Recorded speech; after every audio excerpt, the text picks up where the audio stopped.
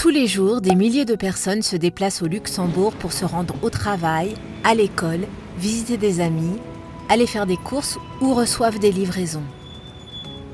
Le Luxembourg est constamment en mouvement.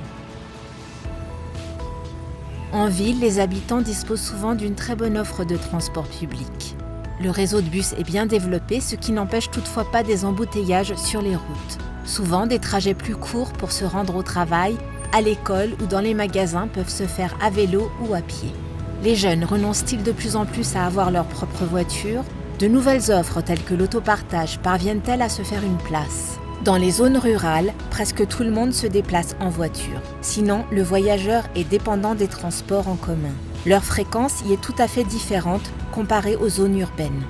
Comment les citoyens organisent-ils leur quotidien? Font-ils leurs courses en revenant du travail? Prennent-ils le vélo pour aller au centre commercial le plus proche? Les enfants comptent-ils toujours sur le service de taxi de maman pour retrouver leurs amis? Des tendances telles que le télétravail ou les achats en ligne sont-elles plus répandues à la campagne qu'en ville? Pour planifier les transports publics, les voies pour piétons et cyclistes et les routes, des données scientifiques fiables sur les habitudes de déplacement des citoyens sont indispensables. D'où le lancement de ce sondage LuxMobile sur la mobilité. Le ministère du Développement durable et des infrastructures a besoin du soutien de la population. Pour bien planifier et réaliser des investissements judicieux, il ne suffit pas d'interroger quelques personnes ici et là sur l'ensemble du pays. Pour tenir compte des différences existant de région en région et de localité en localité, 40 000 ménages des 4 coins du pays et 45 000 frontaliers seront contactés par courrier. Les ménages et les frontaliers sont choisis au hasard. Ils peuvent participer en ligne, par courrier ou par téléphone. L'enquête se déroule en 2 étapes. Première étape, l'analyse du ménage. Quels moyens de transport a-t-il à sa disposition? Combien de personnes font partie de ce ménage et qui sont-elles? Grâce à ces réponses, la 2e étape de l'enquête est adaptée à la situation particulière du ménage. Par exemple, en tenant compte des enfants. Ensuite, il faut recueillir des données pour chaque personne à un moment précis. Pourquoi vous déplacez-vous? À quelle fréquence? Combien de temps? Pour aller où? Quels moyens de transport utilisez-vous? Chaque trajet, aussi court soit-il, est important, même s'il s'agit seulement d'aller chercher un journal ou de promener le chien. Il faut compter environ 10 minutes par personne pour répondre aux questions de l'enquête.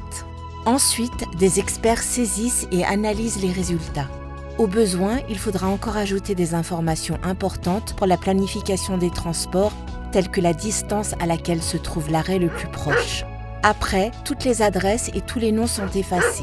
Aucune donnée qui pourrait permettre de vous identifier ne sera publiée ou communiquée. La participation à l'enquête est volontaire, mais nous ne pouvons que vous encourager à participer si vous êtes sélectionné, que vous vous déplaciez beaucoup ou que vous quittiez rarement la maison.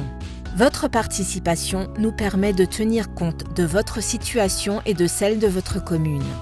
Pour maintenir et développer des services en matière de mobilité, nous avons besoin d'informations claires sur l'évolution de la mobilité chez les jeunes et les plus âgés en zone urbaine et rurale.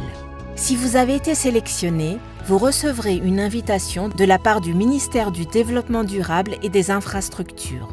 L'enquête est menée par l'Institut INFAS, Institute for Applied Social Sciences,